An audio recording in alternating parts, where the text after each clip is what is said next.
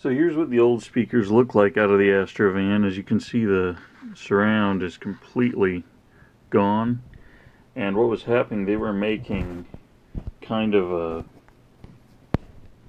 weird sound. I don't know if you can hear this on the camera, but speakers should not make that sound. So these are the old speakers. I thought it was interesting. The Astro van actually has 6 speakers in it. It has the 2 in the front doors, and then it has 2 in the back doors, then it has 2 above the back door pillars.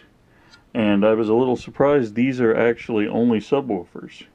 There's no tweeter and there's no second cone. So these were only designed for the low frequency. So here's what I got to replace it. It is Alpine SXE-1725s. And I did a lot of research, and these were basically the best I could find for the price. And I got 4 of these for $50 on eBay. And they've got plastic baskets instead of the metal like you would normally find. So that's a little interesting. But they are 40 watts, 4 ohms. And what I did here was the GM, of course, has their own little proprietary plug. And rather than cutting the harness out of the van and then soldering little deals to slide on to those terminals, instead I just soldered the old connector off of this speaker onto the new speaker.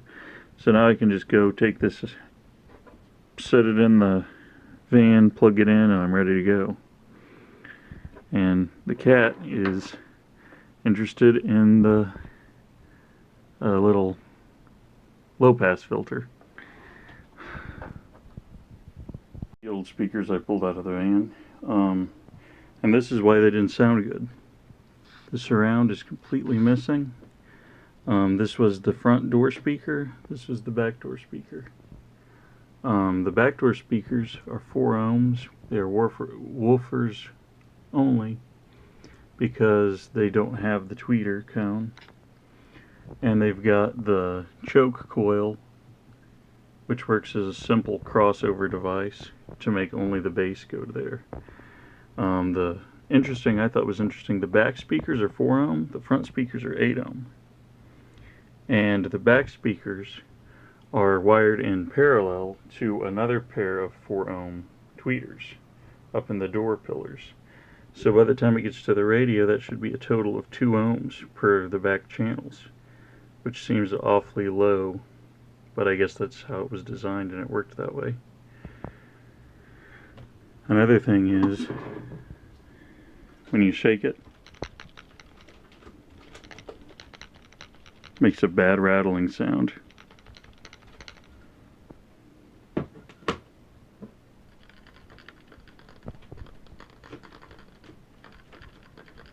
That tells you it's bad, which of course it's rattling because there's